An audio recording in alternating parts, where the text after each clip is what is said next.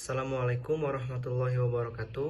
Kami dari kelompok 3 yang beranggotakan 7 orang, diantaranya M. Argia Arafa, Mailani Jakawardana, Freddy Faza Kintara, Muhammad Naufal Hajam, Asnan, Salsabila Susdevani, Jordi Ihsan Prayudo, dan saya sendiri Satria Darmayuda.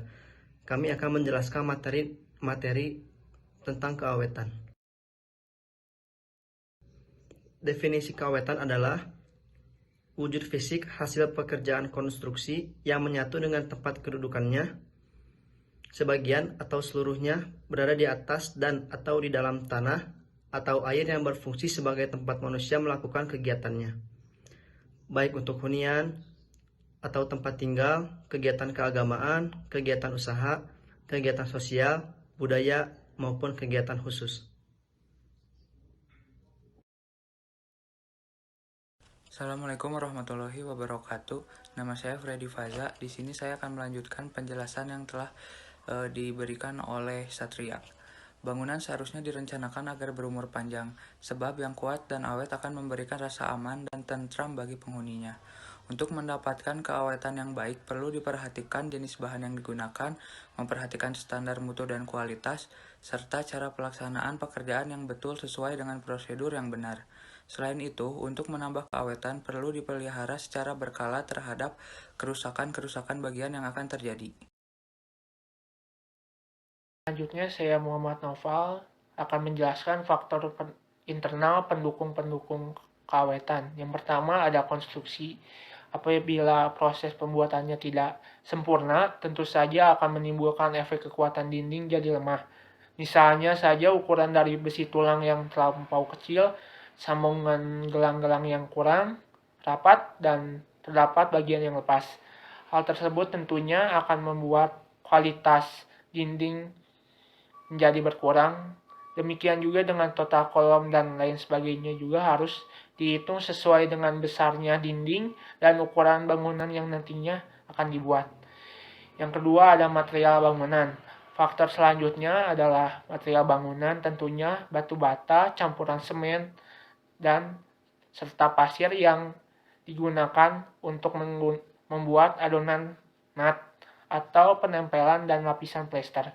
Pastikan batu bata yang Anda gunakan memiliki kualitas yang bagus. Selain itu, air yang digunakan dalam pembuatan adonan juga memiliki pengaruh yang besar pada kualitas dinding.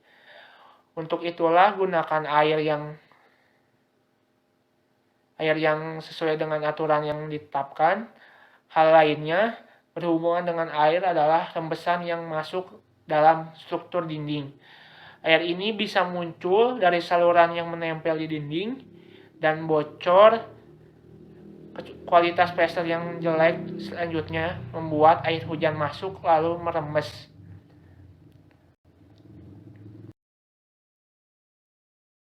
Selanjutnya akan dibawakan oleh saya, Jordi. Faktor kedua adalah pondasi. Elemen yang satu ini haruslah dibuat dengan kedalaman yang pas dan sesuai dengan tinggi bangunan. Selain itu, kondisi tanah juga harus diperhatikan. Hal ini karena pondasi dan kondisi tanah memiliki hubungan yang erat satu sama lainnya. Selanjutnya, faktor lain yang tidak kalah penting adalah proses pembuatan dinding. Jadi dalam prosesnya tidak boleh dikerjakan asal-asalan, meski tampak pembuatannya terlihat sederhana. Tapi jika tidak dilakukan dengan teliti, tentunya akan mengurangi kualitas dinding tersebut. Pastikan ukuran, proses pembuatan adonan, pemasangan batu bata, dan lain sebagainya dikerjakan dengan baik. Assalamualaikum warahmatullahi wabarakatuh. Nama saya Amargia Arafa. Saya akan melanjutkan penjelasan dari Jordi. Usia dinding. Dinding yang sudah terlalu tua tentu saja akan mengurangi kualitas ataupun kekuatan dinding. Namun, bila dinding tersebut dirawat dengan baik dan benar, maka umur penggunaannya juga bisa lebih lama.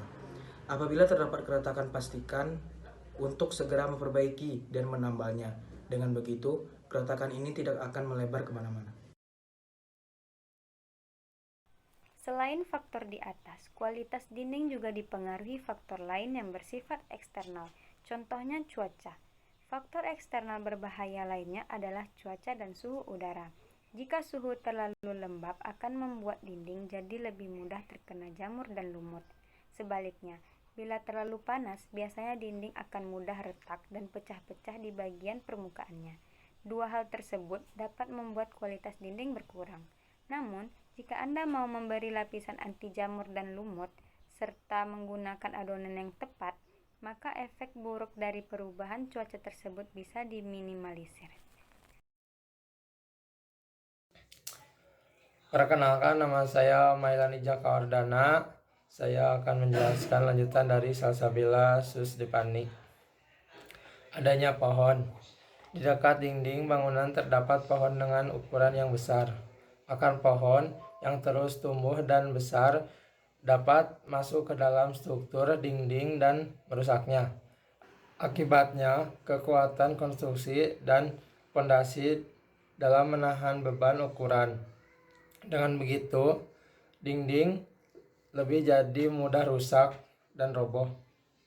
Untuk itulah, jika ada menanam pohon, meskipun ukurannya masih kecil, harus memperhitungkan bagaimana jadinya nanti pohon tersebut besar. Baiknya ada memiliki pohon penumbuh yang akarnya dapat tumbuh ke dalam tanah, tidak menjalar ke daerah samping. Sekian kelompok kami. Wassalamualaikum warahmatullahi wabarakatuh.